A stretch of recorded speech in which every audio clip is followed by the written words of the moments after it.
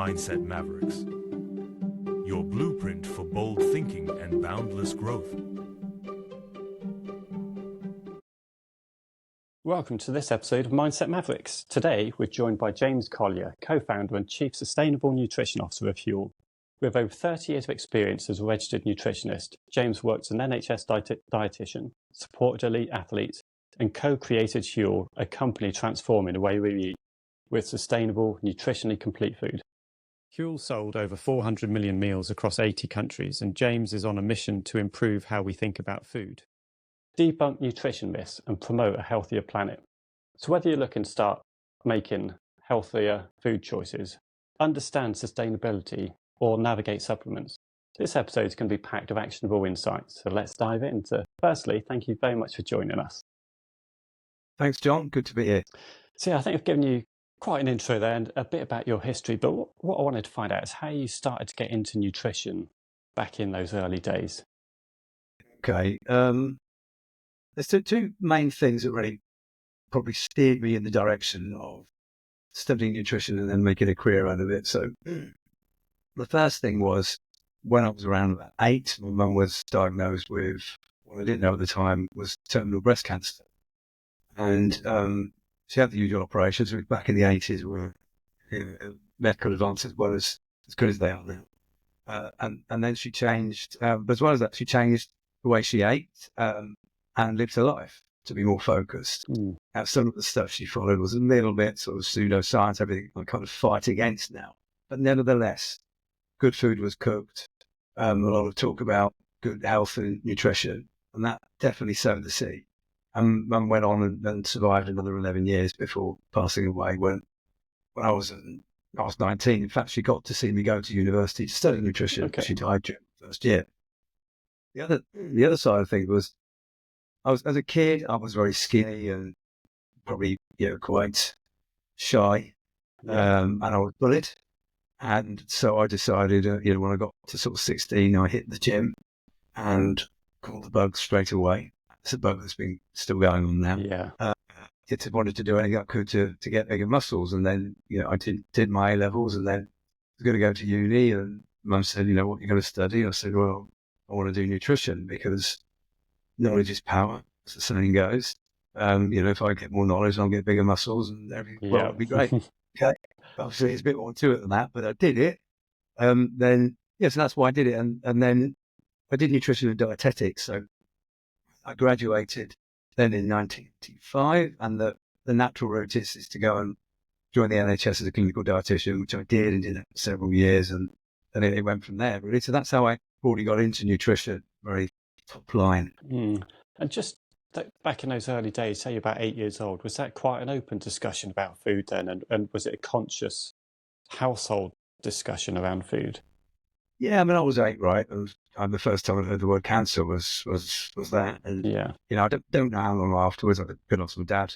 So he'd probably know, but that might actually changed. But it was certainly maybe a year or two later, the most maybe less, that she changed. And she followed a vegetarian diet. And, some of the things she did were probably quite questionable now. But nevertheless, good food, exercise, focus on health, definitely became aware of good nutrition and its importance. Yeah, I can definitely resonate with the feeling a bit small as well. And I think that's a way a lot of teenagers in particular start getting into nutrition, is wanting to bulk up and put on that size to go to the gym. So I do resonate with that story. So I know you did kind of transition. You've talked a little bit about going into bodybuilding and starting to do that, but I understand you also founded, was it Muscle Talk? Yeah, so I went to uni, did nutrition and dietetics, worked in the health service for a while, and at the end, towards the end of my when I was in the health service, I knew it was something I needed to do because I'd get some good experience. Yeah, it's regular work. At the same time, I thought, well, this isn't for me. I want to be sort of freelance dietitian. That's what we call it. And there wasn't online diet advice back then, really. So I had a very good boss at the NHS. I went part time, and I managed to start to see clients privately. And as well as that, another friend of mine, he'd done dietetics, but he went down the IT route. It was web designing back in 2000. Yeah. And so he said, "Hey, I got this great idea. We're on a bodybuilding discussion forum." Well, it didn't actually took off in a year. It took off quite well because this was before social media. There was several things just sort of happened for us quite well. And we still making money in about a year, really, through advertising and selling an ebook that I wrote at the time and a few other little bits and bobs. And that went on for quite a few years. Actually, we were probably the biggest fitness and bodybuilding site in the UK for quite some years, and certainly on the global scene as well. Traffic was pretty big for what it was back then. Yeah, I do. Went on for a few years, quite nicely, and then social media came along, and traffic sort of diminished and didn't go so well. And we also diluted. We got involved in other things in the bodybuilding fitness world. I did show promotion, gym clothing company as well, and just did too many things at once. As well as my consultancy, the diet advice, that was always sitting there in the background. Really, only Muscle Talk and my consultancy were really made any money to live. The others, they were just, things we played with and lost money, actually, ultimately. Yeah, and I know we're going to speak about it during the interview. And so is that where your love of writing came from, Muscle Talk, and what's ultimately led you to write Well Fed? Yeah, I got into... Yeah, that's a good question. I did write the articles at that point, and I was also doing some freelance work, writing for local newspapers or for other magazines, clinical ones as well. Did I love the writing then? Don't know. I didn't mind it, but I'd say I liked writing, but I wouldn't say I love it. I don't know. I think it's a great question. Probably only found that bug of writing maybe 6-7 years ago, where I actually thought, I don't just like this, I love it. And I want to get immersed and lost. When you're writing something and the time goes by and you think, where's that time go? The flow state, some people call it. Yeah, so that, I think I liked writing back then, and definitely, but I thought, look back at my work, even probably 6-7 years ago, my writing, it didn't have the sort of quality to it that I've got now. Hopefully, being very visible. That's it. There's definitely a skill to it. So, in terms of Huel, then, at what point did that enter your arena, your kind of psyche? Yeah. So, as I've said, I was doing the consultancy for all the time, and then back in 2014, I got an email from a guy called Julian Hurt with this great idea. He commissioned me to come up with a recipe for this idea. I did. He liked it. We sort of worked on and off for the next 12 months. And in June 2015, we launched. He said, "Please be my co-founder." I said, "Yes, please." So June 15, it launched. I've worked with Julian now just over 10 years, and Huel's been going for just over 9 years. So it's Julian's idea. You can read a lot about him, and he's been on plenty of podcasts.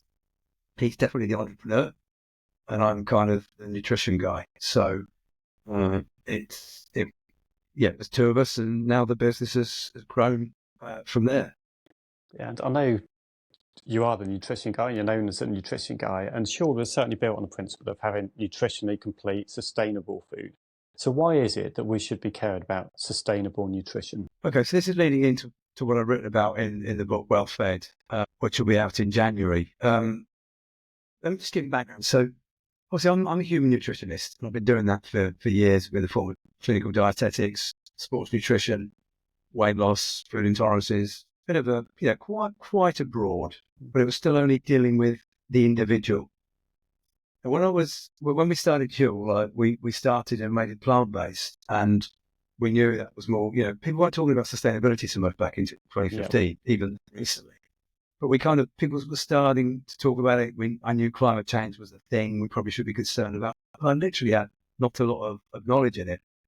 But of course, when we started making these sort of statements that we're plant-based and we're sustainable, so you can't just make it. Yeah. So I had to learn on the fly and get people who are genuine experts in to support us. And then because I've got the sort of evidence-based science mind, I thought, okay, I need to start reading up on this quite a lot. And let's see what the science says. Obviously, it's very confusing in that, because when it comes to the environment sustainability, so many disciplines fall into one. It's not like nutrition, where it's just really one discipline.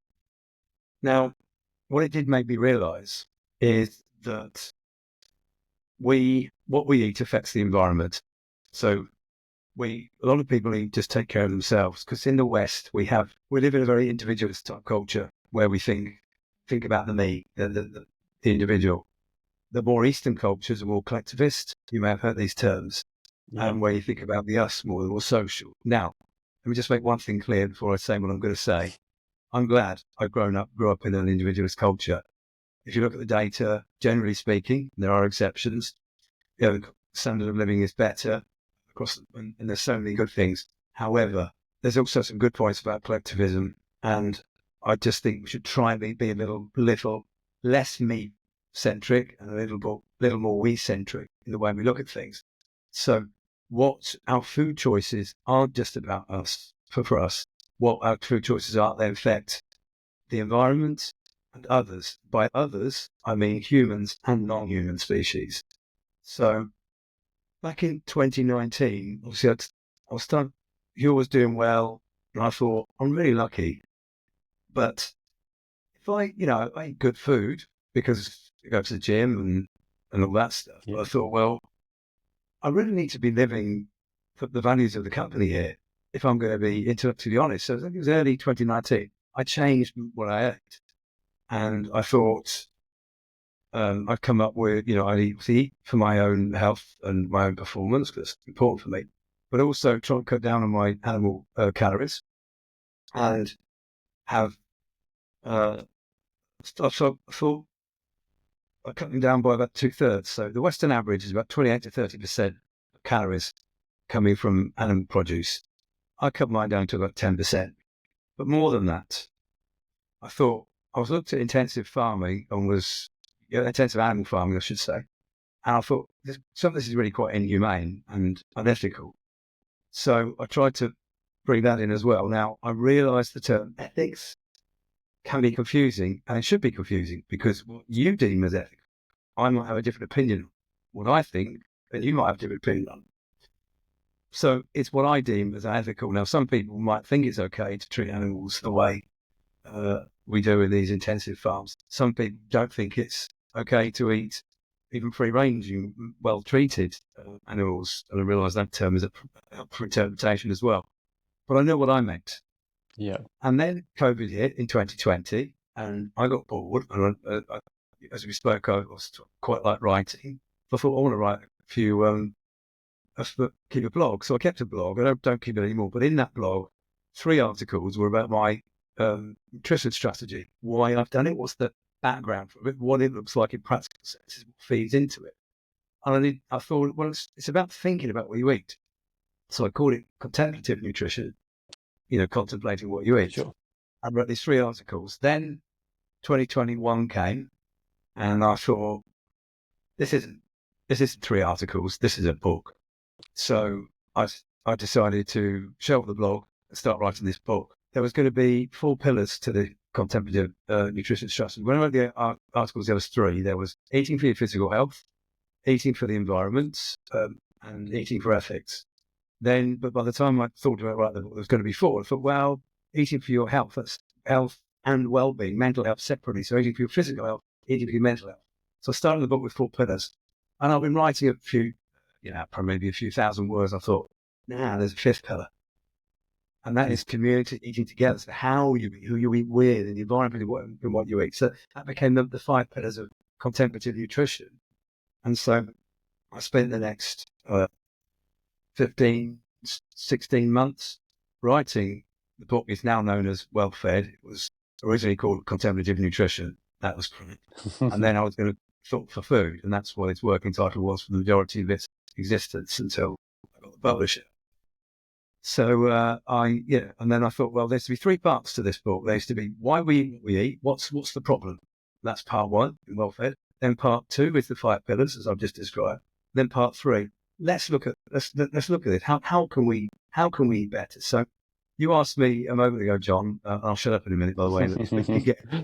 You asked me about sustainable nutrition. Well, the first thing about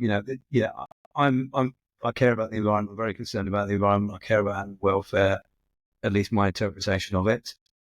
And but look at the word sustainable. People just think of the environment when they hear the word. It isn't. it's more than that. Like, is a business, is a food company sustainable? Because if it's not profitable, then it's going to go out of business, and any good stuff, food business, is falls by the wayside. If the company, if they're selling their products that are too expensive, it's not sustainable. If the products don't taste very nice and nobody's going to buy them, not sustainable. If they're not advertised and marketed in the right way, not sustainable. And I'll bring that back to the individual, the me. We've spoken about the we now. First and foremost, you have to think of the me. Because if you're not in a position to care for other people, so it's a very, very famous quote by someone in 2021 called "A diet isn't sustainable if it can't sustain an individual."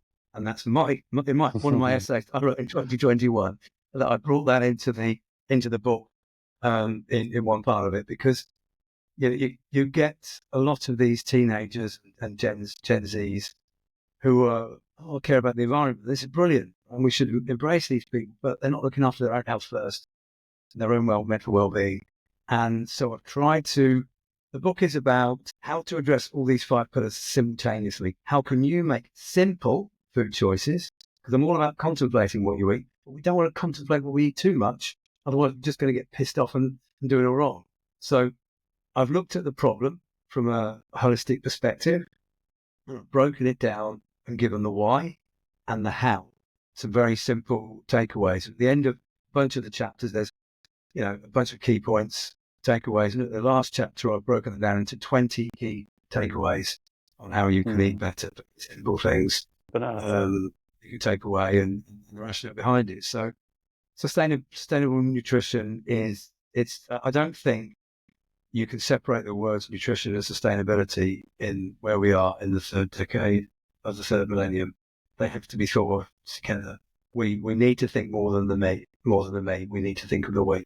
But no, I think it's great that you've defined those terms as well early on, because like I say, there's so much meaning and so many emotions behind a lot of those terms, like sustainable, ethical, and a lot of those terms, which can be confusing, especially with a vast amount of information, which is particularly on social media now, and it's confusing as to what we do buy into. So it's good to hear a dietitian, nutritionist telling us some of those definitions.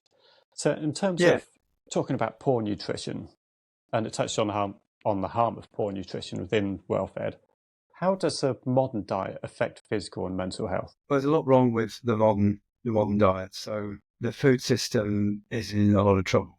You'll hear people say the food system is broken. I actually don't agree with that. Don't like the statement. And I get why they're saying it. We're probably going to agree on a lot, but let's start from what's correct. It's not broken because, and I realise I'm going to play with words a bit here and terminology a bit, but I think it's important to be correct. In order for something to be broken, it has to be made.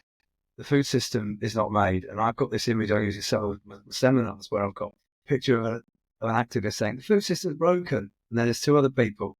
There's a guy from the Middle Ages with a sign in his hand. And then there's a hunter-gatherer from 12,000 years ago. And they're both going, no, it's not. From their perspective, the food system is better than they. Food is easy to come by. It was hard for these people to get food. So it's not broken, but there's a lot wrong with it. Let's pretend that the food system was going to be designed 12,000 years ago, because that's when we think agriculture more or less started. So let's start from there. So it had a design. It was going to feed everybody healthfully. Well, it all went wrong, didn't it? It all went wrong probably at the time. Yeah. There's certainly enough calories around, but it's not reaching everybody. There's more than enough calories on this planet to feed every single human every day, but it's not making it due to political reasons or economic reasons or war and stuff like that. So inequality, and then there's income disparities, because also the junk food, people are making bad food choices, high fat, sugar, salt, low fiber, low micronutrition. That's a real problem, because a lot of people are making bad food choices especially in the West. What's driving that? Let's look at it. And of course, these sort of foods are also environmentally destructive. And then I spoke about I'm uncomfortable with a lot of the animal farming techniques. Well, what's good look like? Well, that's up for debate. And I spent a whole chapter on discussing that in the book. That went to the ethics chapter. Then there's people being mistreated in the food supply chain, human rights, modern day slavery. There are more people today in slavery than there were before when there was the slave traders 200 years ago or whatever. As a percentage, of course, it's small because there's people on the planet. There's more individuals and this is for various things, not just in the food system. The food system plays into it, and we need to, companies need to take that stuff seriously, which we do at Huel, and that's why we're a B Corp. And people who don't know what B Corp is, it's international accreditation that covers everything ESG, and that term stands for environment, social governance, which is looking at everything from the environment to working conditions for the staff in the business, and also suppliers down the chain, and everything that's sort of related to trying to be better and doing good in the world. And if you're a B Corp, it shows you've reached a certain standard, and there's different criteria, and different companies are stronger in different criteria to another one depending on the business. So, but it does set a base and a standard. So we have to, a lot of businesses publish a modern day slavery statement. We do as part of being a B Corp as well. So that's just one very small example of why these things are important. And the other thing and I don't, probably it's not the right forum for talking too much about it because it'll get me in a bad mood, but the misinformation on social media and that's going out there, and get very black and white thinking. And I know this is bigger than just nutrition, but you hear people saying it's big food. These big food companies are killing you. Like there's a big conspiracy where everybody meets up on the third Wednesday of every month and says how are we going to destroy people, and people just don't understand the intricacies involved. And yes, there should be some regulation on this, and people should have better education. And education is just a small part of it. There should be alternative food. There should be more readily access to fruit and veg, especially for poorer people, less wealthy people, because food is cheaper. One of the biggest problems with the food system now is it's so cheap. That's one of the problems. If food wasn't so affordable, people wouldn't buy so much, and it's become cheap because of the way it's produced. So you have to look at all these things together, which is my biggest gripe with these social media influencers. They just look at, you eat this, it does this to your health, causes inflammation. They say that word without even knowing what it actually means. I'd say insulin, they don't really know what insulin is.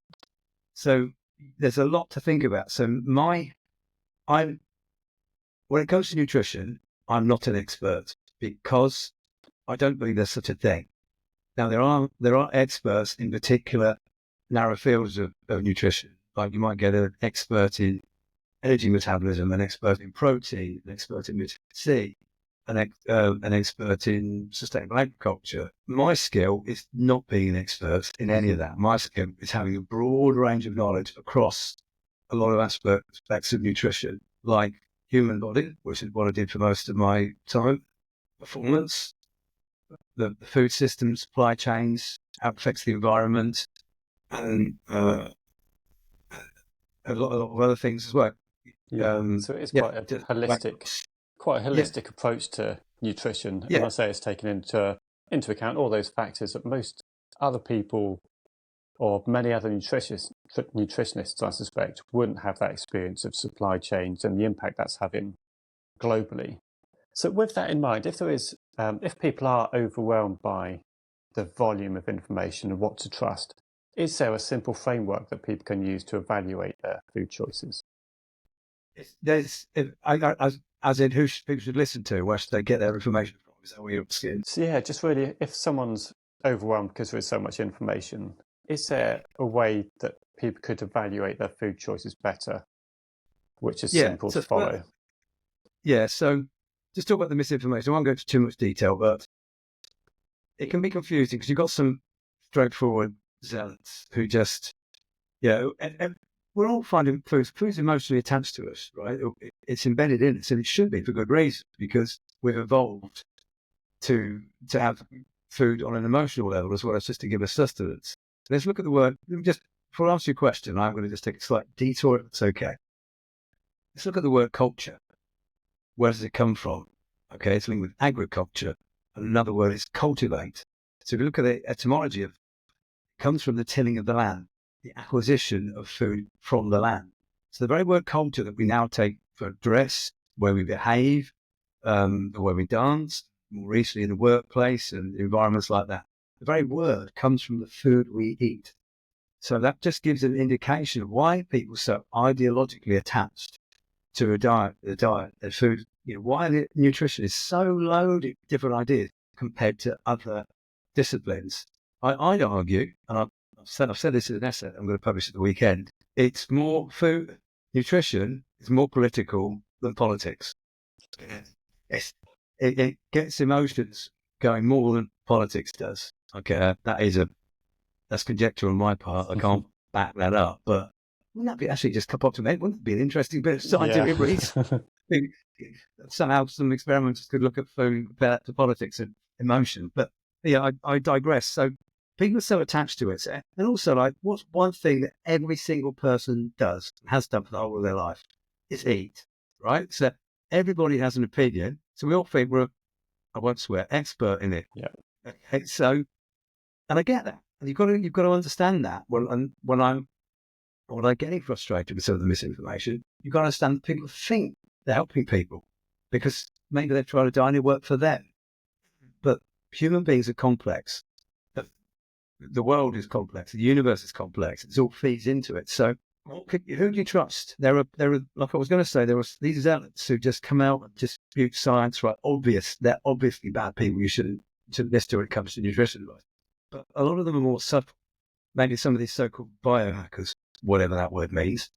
I'm not saying there's not some good advice from these people, but they will cite science and use scientific research. So they clearly respect research to some level, but they often misrepresent it. They don't critically appraise it. They maybe have an idea and they'll cherry pick some evidence to back up the data. Worse still, sometimes they'll even cite a study and actually it didn't say anything of the sort in the study if you actually go and read it. So this is very hard. It's very credible. And there's people with doctor in front of their name that do this. And so how do you discern who should listen to and who should not? So in the book, I've got a whole chapter on this, one of the earlier chapters, and I've got 10 watch outs. And I'm not going to speak through them all now, but a couple is, do they like to fearmonger certain foods and say you shouldn't eat this? If you do that, it's going to cause whatever. Another one is, do they speak in absolutes and say you must do this or you mustn't do that? And do they say the word truth in every sentence and fact? Because science is nuanced, science is imperfect. And another thing is, the more unsure a communicator is about themselves, the more likely they are to be giving good information. They should be confidently unsure of themselves. And another one is, are they honest about their biases and their affiliations? We all have affiliations. I have an obvious one, right? And I get pulled up on it. I can't say it anymore. Got it in big letters. I say it in some of my videos. There's also certain regulations. If you do mention, you will have to put some hashtag or mention a conflict of interest. So I try and be as honest as I can, but others don't. And biases can be more subtle. And biases do not have to be financial. Obviously, they usually are. It does sway them a lot, but they can be ideological again, going back to that, because you believe in something, that's your bias. You want to share information. Or help me, I've got to share it with. And that comes from a good place quite often. So you have to try and have some sort of empathy and understanding with people. But you've got to try and be open to listening that the information you give might be wrong. And that's what I try and do. And I hope I do a decent job. I love it when I'm wrong. Because what have I done? Learned something new. And that's great. Yeah, I think that's an interesting point. It's people who've got a lot of wisdom understand that they don't know a lot, if that makes sense. It's only when you've actually got a good knowledge of something, you realise how much more there is to learn. And I think it's sometimes a little bit of knowledge is damaging. And that's where people start to believe they know a lot and start to share that misinformation and not understand actually there's a lot more nuance to it that they don't know. Yeah. I mean, I've been having nutrition for 30 plus years now. Every day, for sure, I know my knowledge increases, but proportionally to what I know is out there to know, my knowledge decreases. And it's quite a sobering fact. And so, they're the sort of watch out. So let me just try and answer your question fully, because I realise I've gone around the houses here and listeners will be getting irritated. Get to the point, man. So I'm going to try and bring that back in. There's like I've answered partly, I think, who you should listen to and a few traits you can listen to. And they're imperfect, these traits, by the way. People will still slip through the net, and you'll get some people, like myself, definitely said some things wrong in the past on, and I need to be picked up. I need the audiences to pick me up on this. Tell me. Don't just tell me, you've got to show me, because I'm not going to listen, otherwise. But how can people eat? What are the rules people can have? So this is what because I don't want to be one of them people I've just said. I'm quite fortunate. I don't have trouble. I don't put on fat very easily. And people who have a real problem with that. They have bigger appetites, and it's linked into genetics and behaviours. And not a conversation for here, because we can talk for hours on that. I'm very fortunate. I don't have that. I can, I'm very active. I go to the gym a lot, do different types of exercise. So I make sure I have enough protein, good sources. I make sure I have loads of fibre from various sources, which if you have a predominantly plant-based, diet, that kind of takes care of itself. Omega-3s, so, for oily fish, and there's a lot of health benefits. You don't have to get it from fish. You get it from algae supplements or algae, also from walnuts, flaxseed, chia seeds, hemp seeds, and a few other bits and bobs. Make sure you've got enough of them, because people aren't consuming enough. Now, that's where it gets a bit sciencey, and how do people get these, especially if they look at fish welfare and that whole rabbit hole, which I've tried to address in the book. And obviously, eat a varied range of foods to make sure you've got all the vitamins and minerals. I'm not a vegan. I do eat meat, but I try and make sure my animal produce is ethically sourced. But realise that's, people would see me something that's not ethical, and it's hard work. By limiting the animal produce, I'm doing a reasonable amount to sort of minimise my food-derived carbon footprint, and also address things like land use, water use, and soil health where I can as well. Though that's another rabbit hole. Excuse the pun there, with the soil pun. We could go down. So there's lots of things to consider. So, and then I can eat quite a lot as well, because one is because I'm very active, and another one is I'm really pig. So I could get away with it, and I could just not eat much if I don't want to. So the rules are, I think, protein and fibre. Fibre's something underrated. I come from the gym bro scene, right? And it's all about match. You've got to have protein, bro. You've got to be hard. Fibre doesn't quite have that masculinity and manliness, does it? Make sure you got your fibre. It doesn't quite, but it's just as important. It's crucial for muscle building, because it helps with cognition, helps with the microbiome, it's good GI motility, which helps you digest your other foods better. So overlooked. So fats and the rest of fats and carbohydrates, I just let them take care of themselves. I do eat some junk food because I can. Other people have to be a bit more careful. I just make sure, as long as I have a shitloads of fruit, a shitloads of veg, and then I have a bit of junk on top, I don't count macros and calories. Doesn't work for me at all.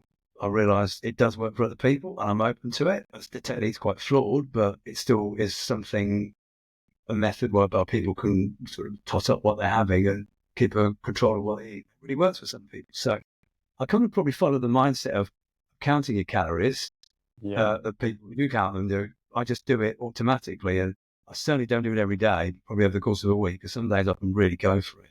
And then I can just not eat much for 2 or 3 days, and I'm okay with that.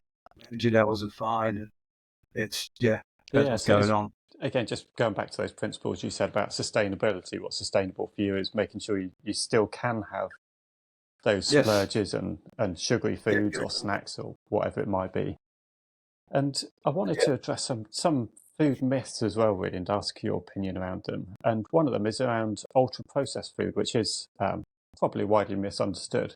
So can you explain what that actually means? Because it is bounded around a lot. And is ultra-processed foods bad? What you just asked me what ultra-processed food means. I don't know, and nobody does. Okay? Can of worms I've just opened there. Let me explain. So 5 years ago, had you heard the term ultra-processed foods? Had you heard it?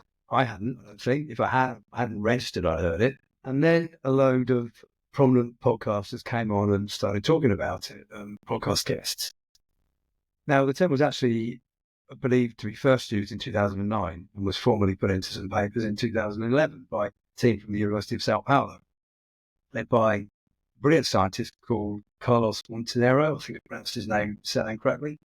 and they came up with Nova categorization, which was foods are in 4 groups. First group is minimally, foods that have minimal dunks, but they can be chopped or cooked or sliced and stuff like that, and peeled, but that's it.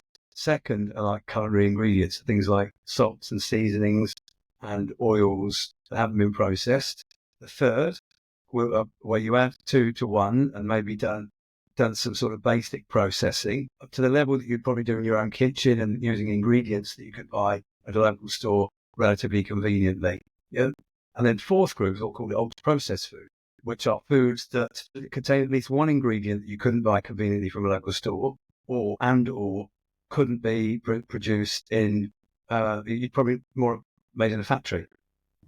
And it's quite useful to look at foods this way. It's not without its use. So I'm quite outspoken about the term, which I'll get to in a moment, but I do accept the term.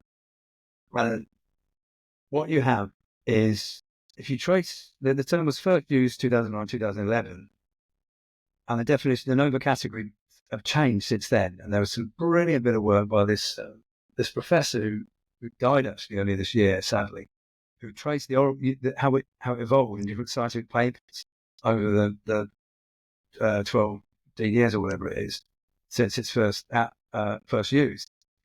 And most academics and nutritionists and dietitians, ones I really respect, will say the same point to me here.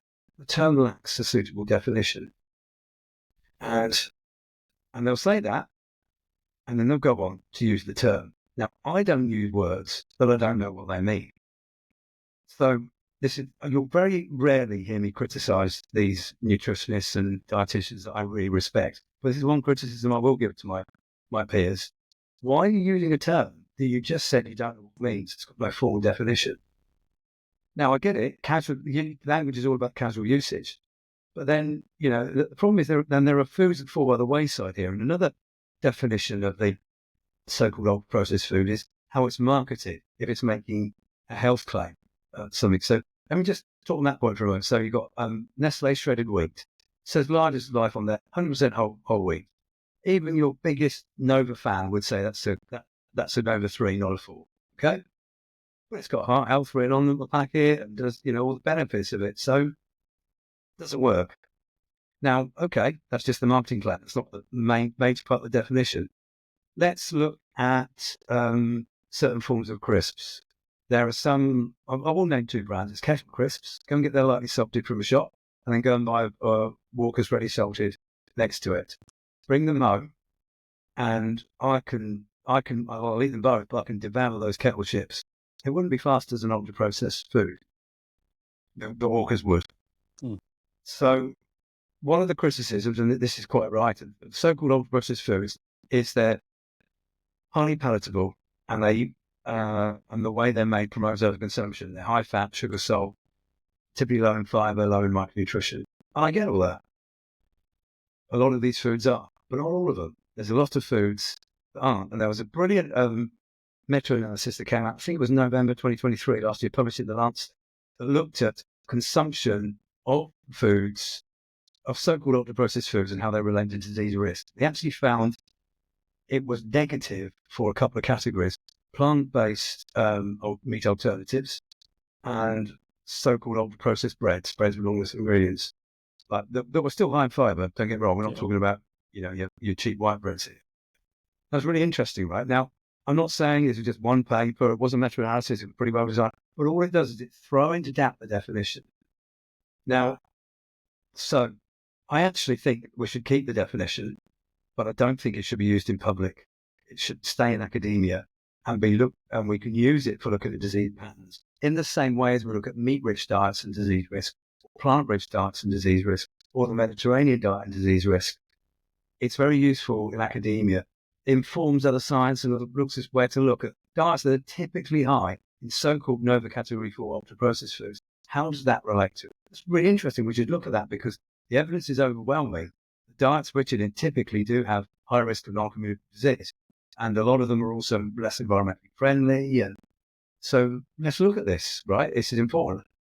But they're trying to make, Chris Van Tulleken then is a really useful book, Ultra-Processed People, that on several levels is a good book. And I do recommend it highly. especially the last quarter. Brilliant piece of work. But the bit where he's on about the definition, and he said the beauty of the researchers at the University of Sao Paulo was they've actually come up with a definition. No, that's where I get off. We have a term, and I've been nerdy enough to trace it back from the 1950s. It came into prominent use in the 1970s. The term is junk food. Is it perfect? No. But when you say junk food, you kind of know what I mean. Language works. Language works by its naturalness, not by its forcedness.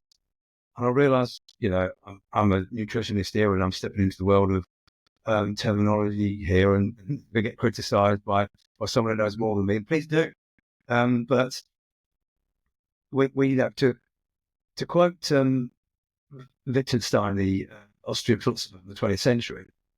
The limits of my language are the limits of my world. And I think it's a prime example of it falling down here.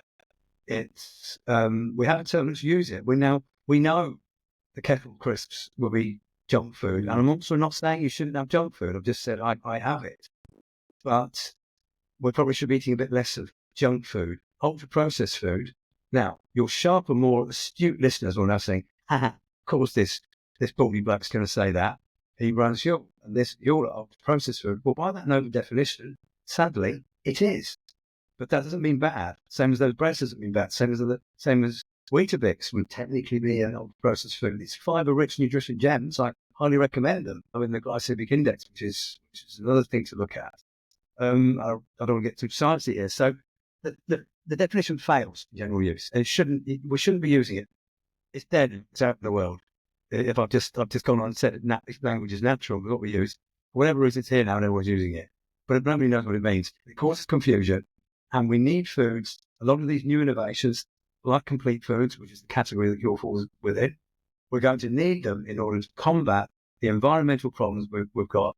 We're going to need them to combat the non-communicable disease increase because of the fiber and the protein and all the complete nutrition, and they're affordable as well. And it's we want people to eat more nutritious food, and this technology, along with a load of other new exciting cool technologies that other companies around the world are doing, we need them to address the future. And it's all very well, these people on the internet, going back to them again now, saying going back is not natural, it's not better for the human body.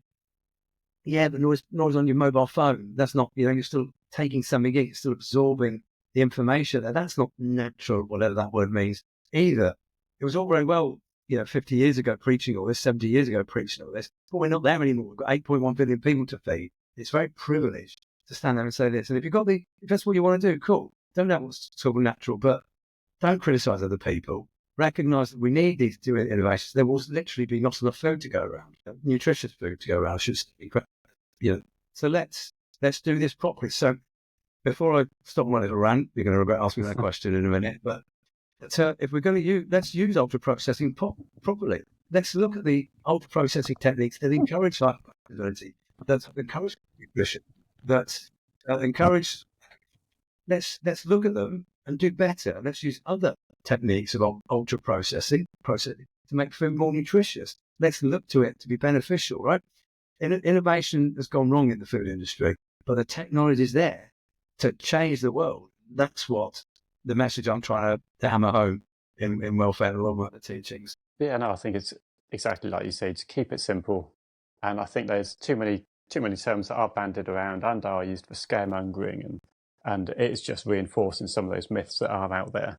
And I know certainly we've spoken about weightlifting, exercising, and one of the things that does crop up quite often is people saying that you just can't get the complete proteins from meat, and that's the reason for from plant soy, and that's the reason for not going vegetarian. But how true is that now? I'd like you to say your products certainly have a lot of protein in it, and can that give you sufficient protein needs? So this is a bit of a misnomer, really. So technically, pretty much all plant proteins on their own aren't as good quality as animal proteins. That's true. How often do you eat just one food? We typically have things called meals where we have a combination of foods. So even without the animal produce, if you combine different sources of protein, plant protein, you'll have a complete protein. And also of course, it's not quite as high protein in plant foods typically, unless you're using something like your or other products where they've been made to have high protein. So, by combining they lack protein, that's what I thought. They lack protein quality for two reasons. One is it's not digested as easily, and secondly, the amino acid profile, which amino acids are the simplest units of protein. And the essential amino acid profile, maybe they're lacking in sufficient of one of them.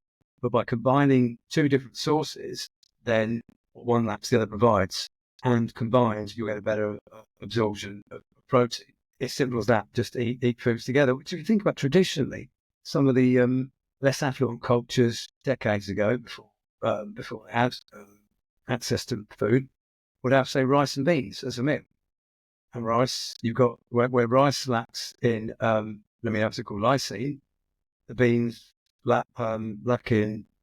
Never tested myself, but I thought another amino acid, but higher in lysine, and so the combination ticks that box.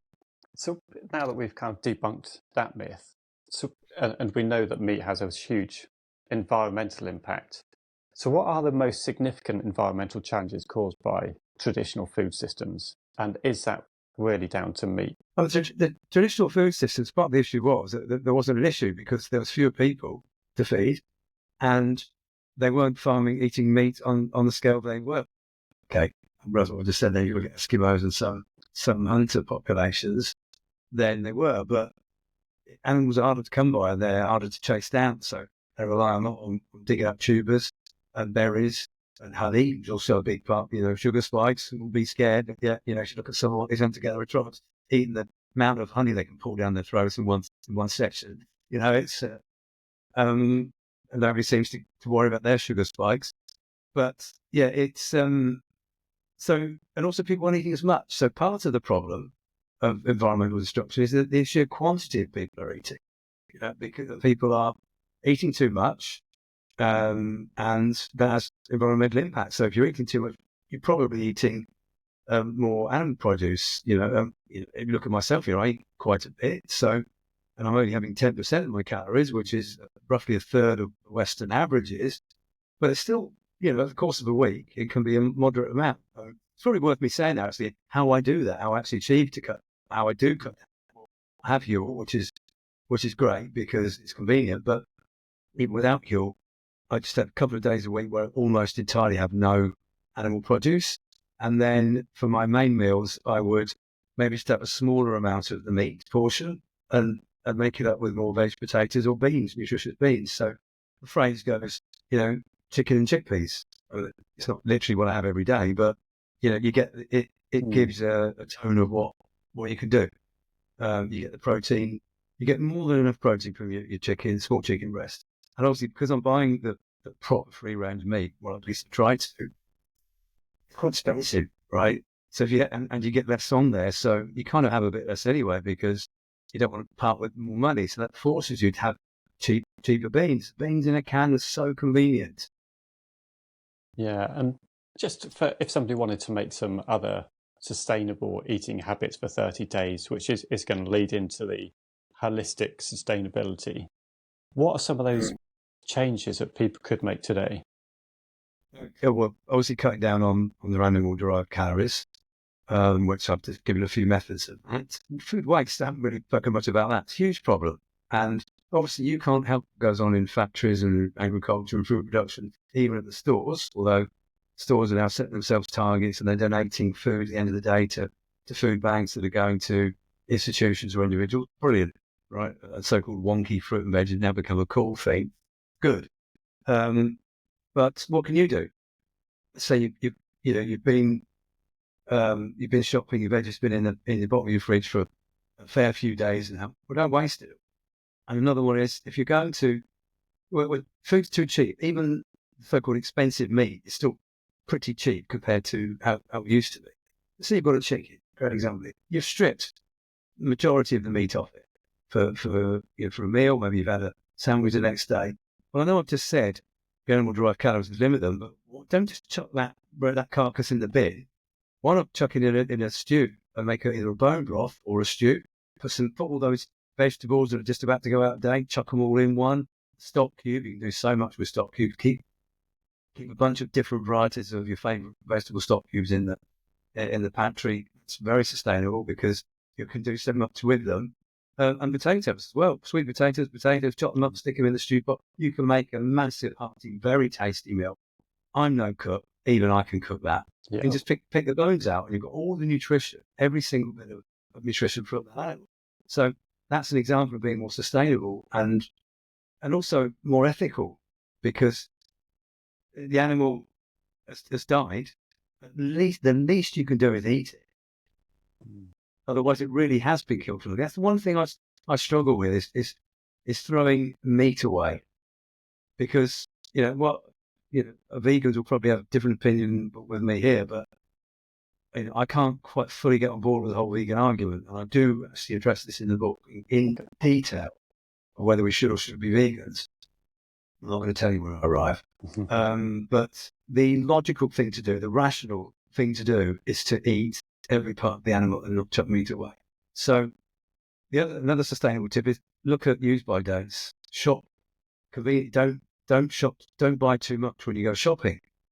And buy sensibly. It might mean 2 or 3 shopping trips a week. Get the majority. Utilize the fridge and freezer especially. That's very sustainable because it means fewer shopping trips. It's easier. It means you're more likely to keep stuff, not throw it away. Frozen veg as well is often more nutritious because it's picked and frozen straight away rather than so-called fresh. It can be several days before it ends up on your plate. So little things like that. They might not so obviously sustainable, but they all help. Yeah, no, I think there's been some amazing tips and lots of debunking of myths as well throughout our chat today. And I'm intrigued to find out what your take is on the vegan arguments. I'm definitely going to be reading your book as soon as it's out in January.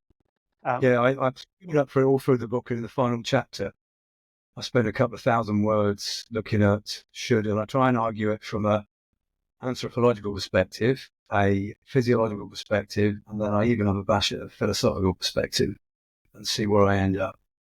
But no, it sounds like a lot of what you're saying is really going back those 50 years anyway, keeping it quite simple, eating a lot of natural foods, cutting down on the amount of food we're consuming, making sure we're actually using all of the food and preventing a lot of that waste, because I'm definitely one of those people who's been guilty of that in the past. I need to try and do my bit as well, and I think there's a lot of tips for people to do their part starting today as well. So really appreciate you giving over all those tips and advice for us.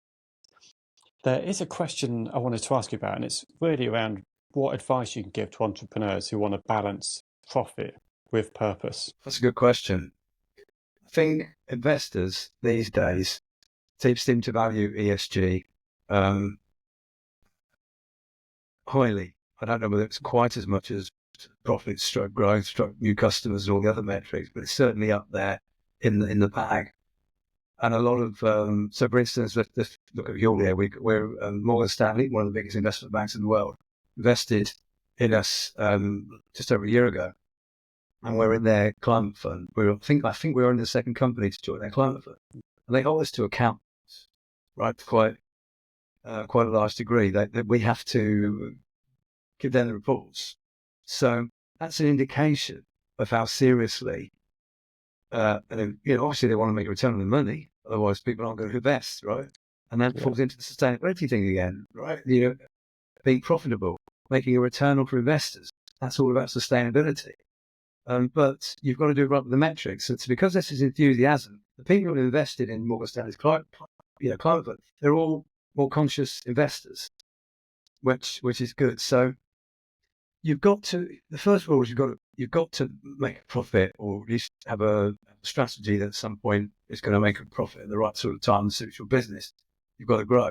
You've got to grow by getting new customers. So you've got to tick those boxes. But if you can appeal to your customers, and this is part of your mission, if you ingrain what you're doing as part of your mission.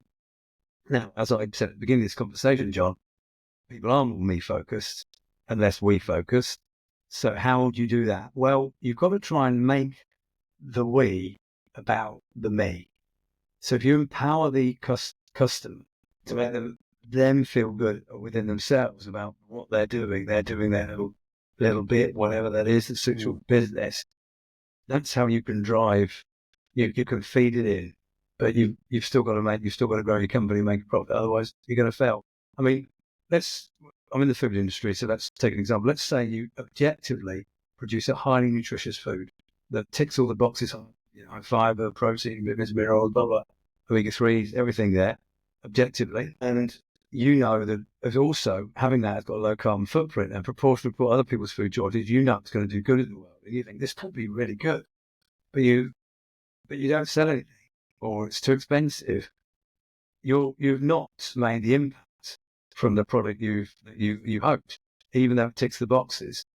So you have to make it taste nice, make it affordable, make it convenient, market it correctly, and allow people to get into it and be returning customers. The good thing about food is, of course, people come back because it's food. It's not like certain physical goods that several years before you really buy them.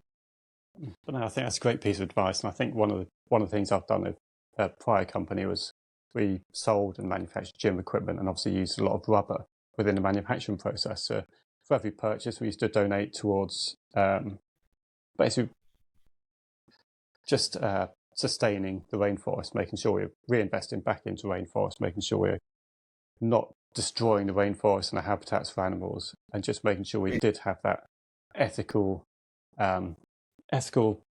voice in our minds about what we're doing by our business practice and how we can make sure we're not destroying the planet at the same time. So no, I think it's a really good piece of advice. So thank you for sharing. I think there's just a couple more questions I'd like to finish off with. We're going into a quickfire round, and it's just a bit to find out about you and how your mindset works. And the first one I'd like to ask is about one book that's had the biggest influence on you. One. Narrow it down to one. If you can, yeah. Okay, I'm going to cheat and I'm going to do two. Go for it. Yeah, but I'm going to give you the reason why. So the first is Yuval Noah Harari's Sapiens, several years old. Why is that such a big input? On its own, yeah, brilliant book, tick, tick, tick, tick. But it sent me down the rabbit hole of more critical thinking that several years ago I've not stopped reading books since. I did read before, but not to the level I do now. So that's what. Another one is more recent. You can vaguely see it behind me, the black book there. Robert Sapolsky's Determined.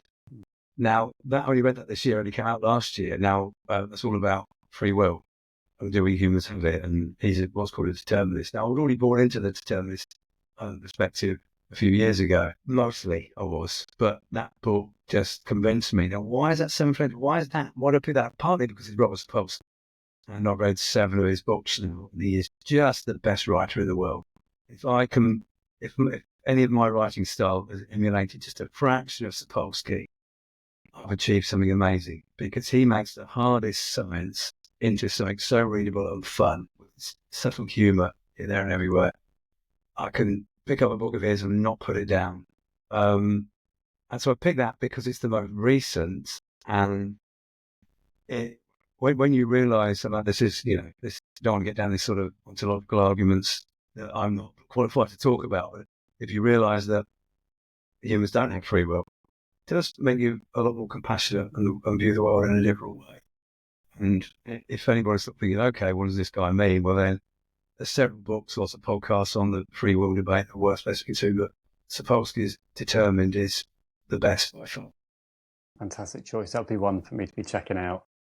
So yeah, look forward to that one. And do you have one particular habit that you practice every day to get you set up for the right mindset of the day? Reading? Yeah. To say every day. That's the only thing I do every day. I do a bit of meditation. I don't do it every day. I'd be lying if I said I did. I exercise most days. I try and train 6 or 7 times a week, but sometimes it might be twice a day, so that I like having days off. So, yeah, I mean, exercise is up there, but I couldn't say it's every day. Reading is something I do every day. So, yeah, and at different times, while I'm very good at getting it done in a day, I do have rough routines. I'm also not very good at sticking to but I'm also not awful either, if that makes sense. I do have rough sort of routine. Yeah, exactly. Yeah. And is there one lesson in life or business that you wish you'd learned sooner? Yes, this is an easy one. Is it okay to swear? Go for it. Okay, so there's this phrase that some people throw around called "no fucks given." Right? I think it's a load of rubbish. People shouldn't use that. It implies you don't care about anything. It's all about me, right? But you can give too much of a fuck. And I spent most of my life giving too much of a fuck and caring what other people think. So I've recently made a commitment to give one level less fuck. So move in the direction of no fucks given, but still very much on that side. That's the life lesson. And the reason why that is, I think people care too much about what I feel or think. They don't care. They've got their own shit going on. I'm not saying they don't care about me. They're just saying they're wrapped up in their own little mind, worrying about themselves. And when you realise that, that's actually quite freeing. That nobody really cares about me. And I mean that in the best possible way. It's when people realise that, it's so freeing. Yeah. And I think that's a great place to end the interview. But I also want to say a massive thank you for coming on. Really appreciated, all your insights and knowledge. And I think what I particularly enjoyed is just your ability to be able to explain things in a simple way for anyone to be able to understand, whether you're 6 or 60. So looking forward to your book coming out on January 16th, Well Fed. So thank you very much for coming on. Thank you very much, John. Great discussion. Thanks.